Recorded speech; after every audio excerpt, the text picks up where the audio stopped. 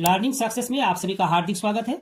और आज हम लोग कुछ लघुत्तरीय प्रश्न का हल करेंगे। तो यहाँ पर पहला प्रश्न है एपी 10 7 4 डॉट डॉट डॉट का 30वां पद ज्ञात करें। तो यहाँ पर आप लोग देख सकते हैं एक एपी दिया हुआ है 10 7 4 है ना, और इसका 30वां पद हमें ज्ञात करना है। तो यहाँ पर एक बार लिख लेंगे। यहाँ पहला पद ए बराबर 10 और डी बराबर दूसरा पद माइनस पहला पद, यानी डी बराबर A2 माइनस A1, यानी 7 माइनस 10 बराबर हो गया आपका -3, है ना। और हमें 30वां पद ज्ञात करना है। तो चूंकि A30 बराबर A प्लस 29D है ना, तो अब मान रखेंगे A10 और प्लस 29 गुना D का मान -3 है, तो यहाँ -3 देंगे, ठीक है, बराबर 10। अब यहाँ पर प्लस और यहाँ पर माइनस गुना करेंगे तो माइनस, और 29 को 3 से गुना करेंगे 87, ठीक है, बराबर 10 प्लस और 87 माइनस है ना, तो घटाएंगे तो हो जाएगा -77। और इस तरह 30वां पद -77 है, और यही हम लोगों का आंसर है, ठीक है। अब प्रश्न संख्या 2। प्रश्न संख्या 2, एपी 2-26 के रिक्त पद ज्ञात करें। तो यहाँ पर आप लोग देख सकते हैं पहला पद 2 है, दूसरा पद अज्ञात है और तीसरा पद 26 है। तो इस अज्ञात पद का मान हमें ज्ञात करना है। तो यहां पर एक बार लिख लेंगे, दिया है a बराबर 2 और A3 बराबर 26, ठीक है। हमें A2 का मान ज्ञात करना है। तो यहां लिखेंगे चूंकि A3 बराबर 26 और A3 मतलब A प्लस 2D बराबर 26, है ना। अब A का मान 2 है, तो यहाँ और देंगे 2 प्लस 2D, चूंकि D का मान नहीं है, बराबर 26। फिर और देंगे 2D बराबर 26 और बाएं तरफ प्लस 2 है, दाएं तरफ ले जाएंगे -2। फिर और देंगे 2D बराबर घटाएंगे 24, ठीक है। फिर और देंगे D बराबर 24/2, है ना, काटेंगे 12 हो गया, अतः D बराबर 12, ठीक है। अब हमें ज्ञात करना है कि दूसरा पद क्या है। तो दूसरा पद A2 बराबर A प्लस D, है ना, तो यहां पर लिख लेंगे, अतः A2 बराबर A प्लस D बराबर A का मान 2 और प्लस D का मान 12 बराबर 14, यानी जो रिक्त पद है वो 14 है, ठीक है। और ये हम लोग का आंसर है। अब प्रश्न संख्या 3। प्रश्न संख्या 3, AP -13-3 में रिक्त पद होंगे। इसमें देखिए 2 रिक्त पद है और दिया हुआ है दूसरा पद और चौथा पद, है ना, पहला पद और तीसरा पद रिक्त है। तो एक बार लिख लेंगे, यहां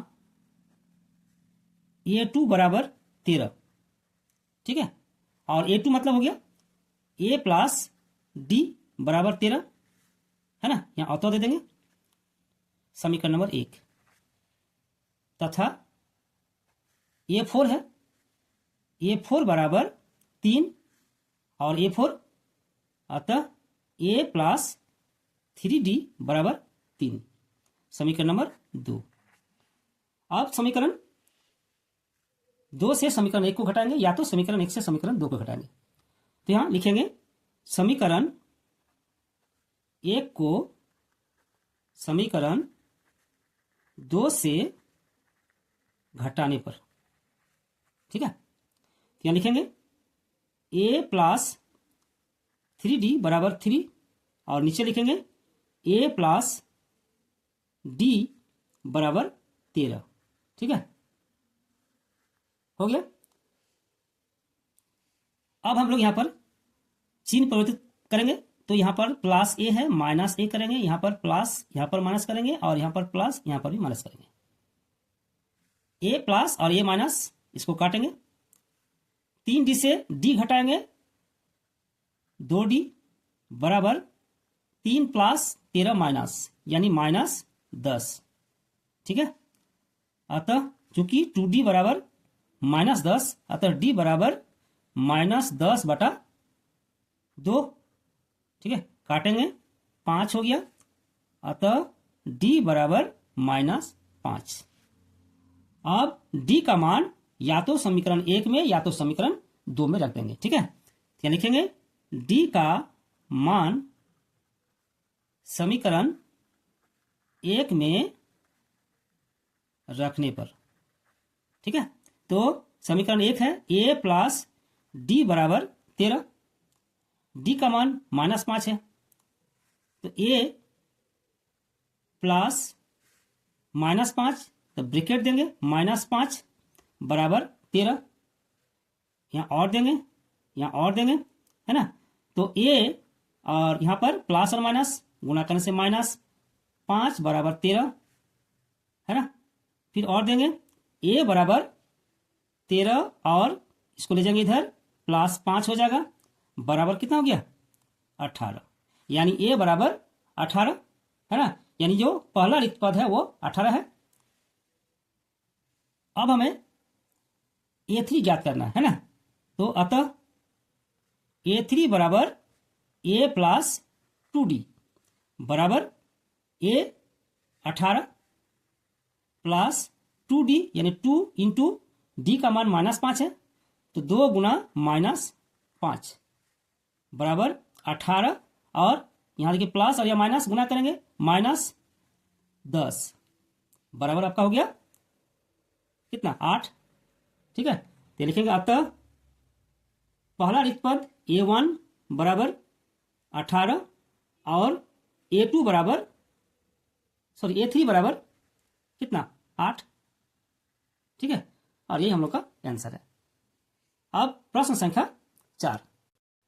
प्रश्न संख्या 4, यदि त्रिभुज ABC एवं त्रिभुज DF समरूप हैं और इनके क्षेत्रफल क्रमशः 64 cm² तथा 121 cm² है, यदि BC बराबर 11.2 सेंटीमीटर, तो EF का मान होगा। तो यहाँ पर देख सकते हैं दो समरूप त्रिभुज ABC और त्रिभुज DF दिया हुआ है।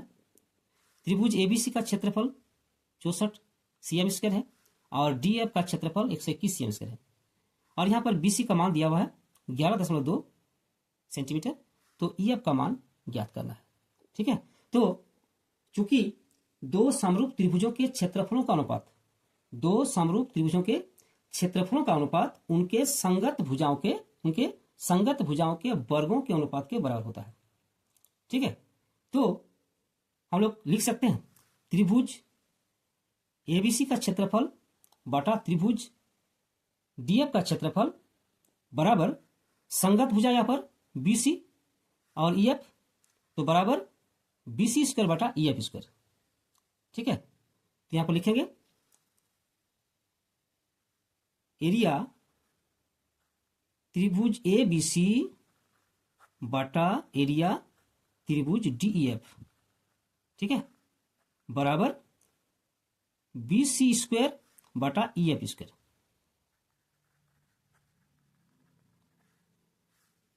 है ना।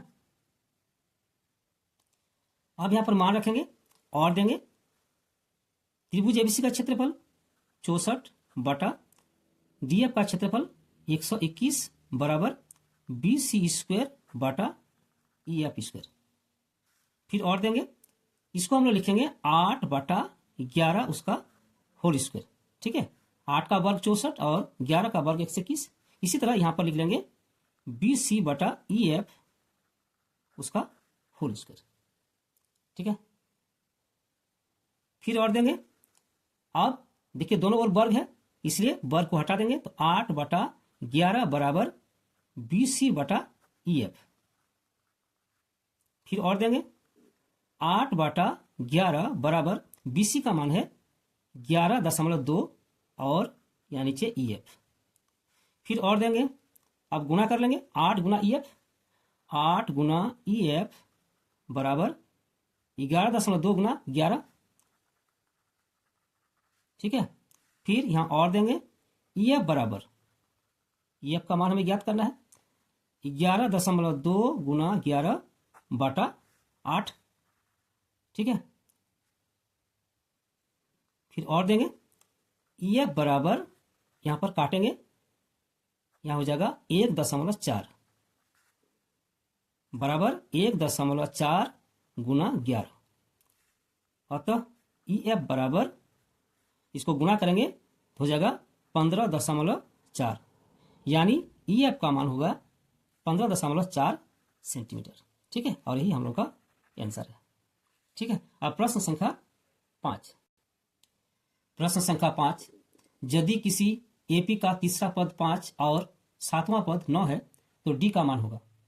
तो यहां पर देखिए दिया हुआ है तीसरा पद 5 और सातवां पद 9 है, तो डी का मान ज्ञात करें, है ना। तो लिखेंगे चूंकि तीसरा पद यानी A3 बराबर 5, अतः A प्लस 2D बराबर 5, समीकरण नंबर 1, तथा सातवां पद 9 है, यानी A7 बराबर 9, और A7 मतलब हो गया A प्लस 6D बराबर 9, समीकरण नंबर 2, है ना। यहाँ और दे देंगे। अब समीकरण 1 को 2 से घटा लेंगे, लिखेंगे समीकरण 2 से समीकरण 1 को घटाने पर, ठीक है। समीकरण 2 A प्लस 6D बराबर 9, और समीकरण 1 है A प्लस 2D बराबर 5। अब हम लोग चिन्ह परिवर्तन करेंगे, प्लस है माइनस हो जाएगा, प्लस है माइनस हो जाएगा, यहाँ पर प्लस है माइनस हो जाएगा। ए और ए को काटेंगे, घटाएंगे, 4D बराबर यहाँ पर 4, ठीक है। तो 4D बराबर 4 हो गया यहाँ पर, तो डी कितना हो जाएगा 4/4, या लिखेंगे अतः डी बराबर 4/4। अब इसको काटेंगे, बराबर 1, यानी डी का मान 1 हो गया, अतः डी बराबर 1, और यही हम लोग का आंसर है, ठीक है। अब प्रश्न संख्या 6। प्रश्न संख्या 6, एपी -10 -6 -2 2 ... 34 में पदों की संख्या है। तो यहां पर हमें पद की संख्या ज्ञात करना है। तो यहां पर दिया हुआ है a बराबर -10, a बराबर -10, d बराबर A2 - A1 यानी -6 -10 बराबर -6, और यहां पर +10 बराबर हो गया आपका 4, यानी d बराबर 4 हो गया, ठीक है। और an यानी अंतिम पद an बराबर 34, ठीक है। तो हमें पदों की संख्या यानी n ज्ञात करना है। तो यहां पर लिखेंगे n बराबर व्हाट, ठीक है। तो वह लिखेंगे चूंकि an बराबर 34, an a plus n -1 into D बराबर 34, ठीक है। यहाँ और देंगे, फिर और देंगे, a का मान -10 प्लस n नहीं है, इसलिए n -1, और d का मान है 4, यानी इंटू 4 बराबर 34। फिर और देंगे, अब देखिए यहाँ पर -10 बाएं तरफ है, हम दाएं तरफ कर देंगे, प्लस हो जाएगा, यानी n -1 इंटू 4 बराबर 34 + 10, ठीक है। फिर और देंगे n -1 इंटू 4 बराबर 44, है ना। फिर और देंगे n -1 बराबर 44, यहाँ गुना है तो बाटा हो जाएगा 4। अब हम इसको काटेंगे 11, ठीक है। तो यहाँ फिर और देंगे n -1 बराबर 11, और n बराबर 11, और माइनस एक बाएं तरफ है, दाएं तरफ जाएगा, प्लस हो जाएगा, अतः n बराबर 12, ठीक है। यानी इस एपी में 12 पद है, और यही हम लोग का आंसर है। और आज का वीडियो यही समाप्त करते हैं। अगले वीडियो में हम लोग फिर मिलेंगे। धन्यवाद।